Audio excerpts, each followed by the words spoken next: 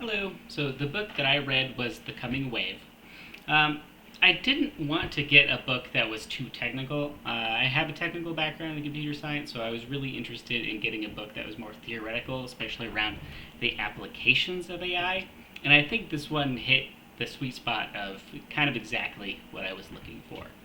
I enjoyed the book quite a bit. I really liked the argument that was made around the idea of general use and general application technologies. Something like the printing press was an example that was brought up.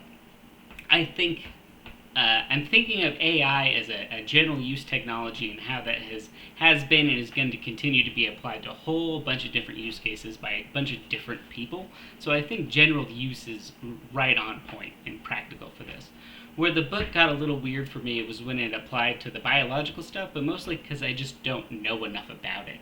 The argument that was framed that I thought was really powerful was how AI is going to speed up the development of things like the biotechnologies, for example, for human modification and modifications of other things around the world. What I think is really interesting and maybe kind of concerning about the times we find ourselves is I find a lot of parallels between the early narrative and timeline of the coming wave with our current situation around like AI garbage and spam is taking over the internet, especially around image and video generation in a lot of ways, relatively recently. So I think that's a powerful idea and point that was brought up. Uh, for me, I like that the whole book was framed around that idea of these technologies being really powerful and then what we do with them mattering a lot. And that they have the capability to do a lot of damage, but also do a lot of good.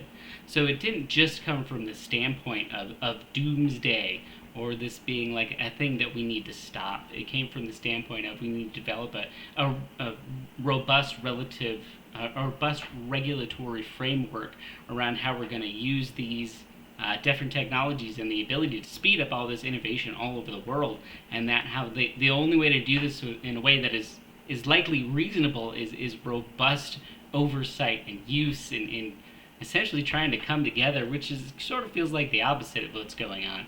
I mean, you don't write a book because you think everything's going to work out just fine because you're trying to get your message out there. So I think that's kind of where it comes from. I feel like it's spot on in some respects. And he also brought the idea up around it was warfare with drones. And we've literally seen that come to pass this year against Russia in that war. There's no reason why a programmer couldn't have 1,700 drones and control themselves by one person. That's super true, very timely, and I don't know. It's an interesting and brave new world that we find ourselves in, and I think this doesn't provide vision for the future because I don't think this is going to be spot on. I don't think this is where we should go or what's going to happen. I think the whole point of this is to provide a vision that the world could be very different from now, and that technology is going to be applied to things that we wouldn't necessarily expect. And there's all kinds of different people around the world all try all sorts of different things. And part of this is we have security vulnerabilities around, like the bioagent example was brought up. That's pretty scary. We got some stuff going on that matters quite a bit in the world. And I think we maybe need to think harder about doing this. Recently, there was that idea floated in Congress that we weren't going to regulate AI for 10 years, which is ludicrous. And I think this points out why. We have no idea where anything's going to be in 10 years. You don't know what you're saying when you say that we don't want to regulate AI for 10 years.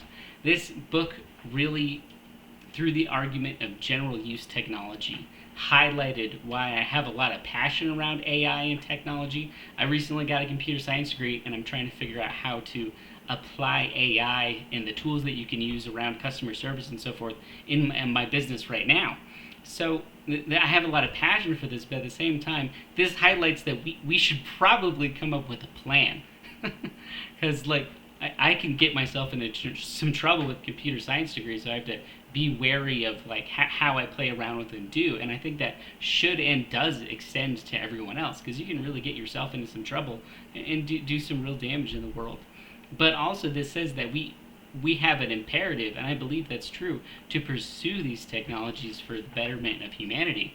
I mean, climate change is the thing, and we need to be able to solve that. And we can use these technologies to speed us up towards solutions. So it's not all doomsday, and it shouldn't be. But we should have an idea that these tools are really powerful, and that what we do with them matters.